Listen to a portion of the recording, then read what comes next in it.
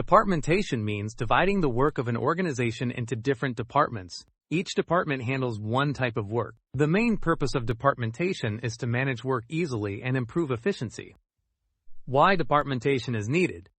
In a big organization, one person cannot do all the work, so work is divided into parts. Each part becomes a department. This helps to reduce confusion, save time, improve work quality. How departmentation works. People who do similar work are grouped together. They work in one department. Each department has a manager or head. Common types of departments. Sales department handles selling products. Production department makes goods.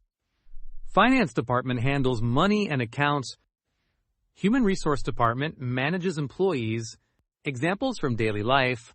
In a school, there are departments for subjects. In a hospital, there are departments like emergency and surgery.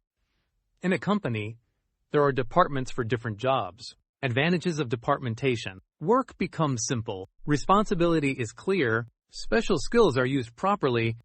Better control and coordination. Simple student sentence. Departmentation helps organizations work smoothly. Easy memory tip.